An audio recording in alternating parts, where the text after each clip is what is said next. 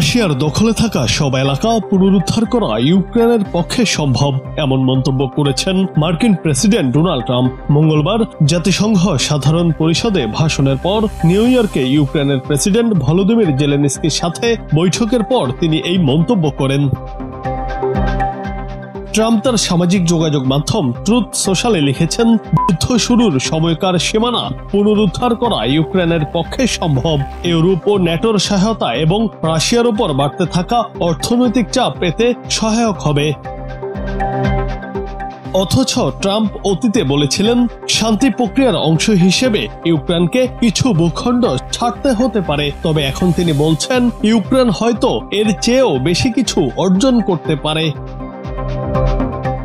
অন্যদিকে ট্রাম্প রাশিয়াকে কাগজের বাঘ বলে উল্লেখ করেন এবং বলেন, রাশিয়া বড় অর্থনৈতিক সমস্যায় আছে, তাই এখনোই ইউক্রেনের পদক্ষেপ নেওয়ার সময়। তবে তিনি ক্রিমিয়ার প্রসঙ্গে কোনো মন্তব্য করেননি। ক্রিমিয়া 2014 সালে রাশিয়া দখল করে নেয়।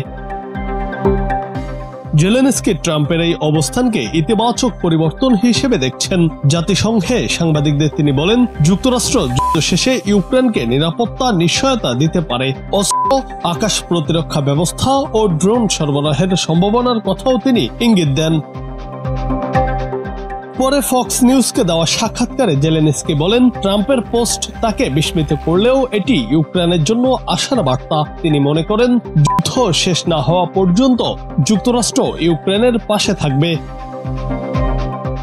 তবে বিশ্লেষকরা মনে করছেন, চলমান সময়ে নানা ইস্যুকে কেন্দ্র করে রাশিয়ার সঙ্গে আমেরিকার সম্পর্ক তেমন একটা ভালো যাচ্ছে না। সেজন্য ইউক্রেনকে রাশিয়ার বিরুদ্ধে উস্কে দিচ্ছেন ট্রাম্প। প্রায় থেমে আসা যুদ্ধের আগুনে নতুন করে ঘি ঢালছেন আমেরিকার প্রেসিডেন্ট। জুনায়েদ আহমেদ, বাংলা টিভি।